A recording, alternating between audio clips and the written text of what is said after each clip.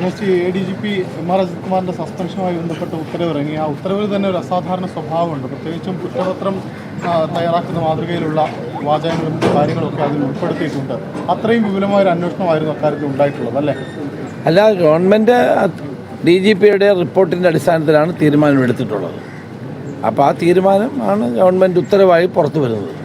അത് പ്രത്യേക അസാധാരണമായ ഒന്നുമില്ല. DGPയുടെ നിർദ്ദേശാനുസരണമാണ് ഗവൺമെൻറ് തീരുമാനം എടുത്തിട്ടുള്ളത്. ഇപ്പോൾ ഒരു കേസ് കൂടി ആ വിഷയത്തിൽ ഫയൽ ചെയ്യാൻ വേണ്ടി ആലോചിക്കുന്നുണ്ടോ? അങ്ങനെ ഒരു അണിയറ നീക്കം നടക്കുന്നുണ്ടോ? എനിക്കറിയില്ല.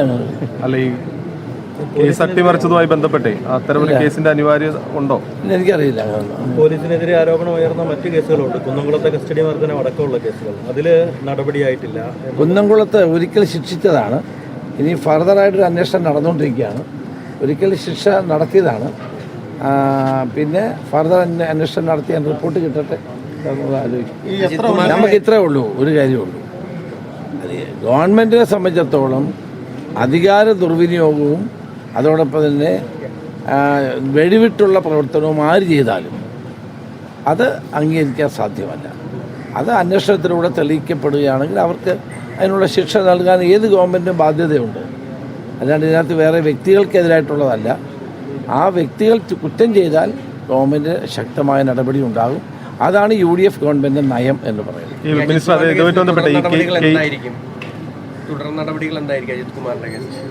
സസ്പെൻഷൻ നടത്തിയല്ലോ. അല്ല, ഈ കേസ് ഡയറി അടക്കം തിരുത്തുകയും തെളിവുകൾ നശിപ്പിക്കുകയും ചെയ്തു. അപ്പോൾ അതിൽ മറ്റൊരു കേസ് ഇടുന്നത് സാധ്യമാണോ?